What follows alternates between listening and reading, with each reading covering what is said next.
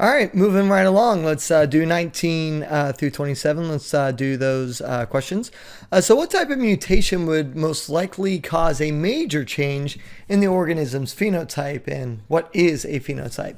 So a frame shift mutation, such as insertion or deletion, would cause a major change in the organism's phenotype. And a phenotype is the physical appearance of an organism. That's why we have this prefix pheno here. It's something that you can physically observe, such as eye color, hair, skin color. And it could be anything you can physically observe on any organism. Number 20, in translation, A pairs with blank, C pairs with blank, G pairs with blank, and U pairs with blank. So because we have A, C, G, and U, you know that we're talking about RNA here. Another clue that tells you we're talking about RNA is translation. And translation is when mRNA is pairing up with tRNA. So A is going to pair with U, C is going to pair with G, G is going to pair with C, and U is going to pair with A. So for example, if we had a mRNA molecule that was A, C, and G, what would that pair up with? Well, if mRNA would be ACG, the A would pair up with U, so the first letter in the tRNA molecule would be a U. Here we have C pairs with G, so the second letter would be a G in the tRNA molecule, and the third letter in the tRNA molecule, G, would be paired with C. So we'd simply have UGC in the tRNA molecule, and the mRNA molecule we had ACG. Now that's just an example. You can have any combination of these four letters that you want. You just need to know when you're going from mRNA to tRNA, A is going to pair with U, C is going to pair with G, G is going to pair with C, and U is going to pair with A. Look back when we talked about translation, and you'll see how we did that. If you were absent, or this was a concept you missed, or you just transferred in, not a problem. Just simply ask me, and we can go over it in class. It's a pretty easy concept once you get the hang of it. All right, number 21.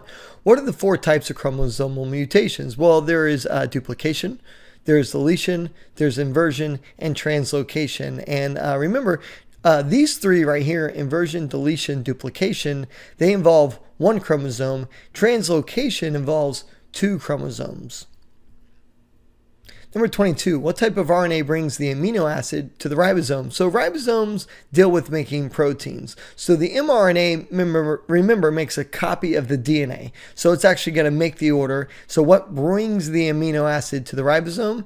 And that the key word here is amino acid, which is the giveaway. And we know that tRNA brings the amino acid to the ribosome. Those amino acids will combine together to form a polypeptide, which is a long chain of amino acids, and those amino acids will then form proteins. Because that's happening at the ribosome, we know ribosomes deal with making proteins.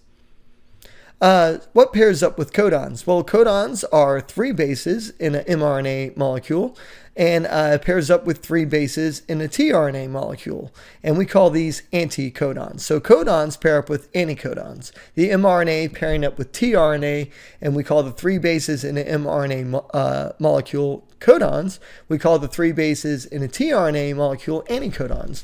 So when we talk about codons and anticodons pairing up, we're talking about mRNA and tRNA pairing up, or vice versa.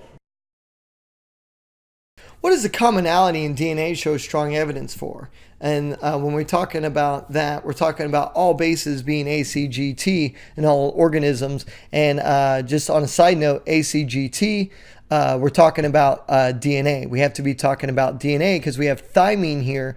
If we were talking about RNA, we'd have a use. But we're talking about DNA.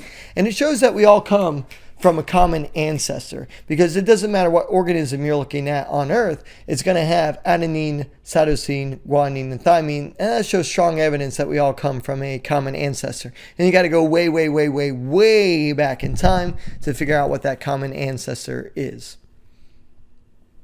All right, 25. What is the central dogma theory of molecular biology? And this is the general sequence of protein synthesis.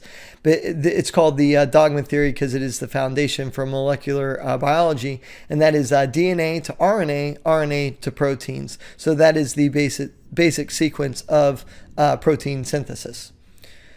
All right, almost done with this one. Number 26, what type of microscope would produce a 2D image?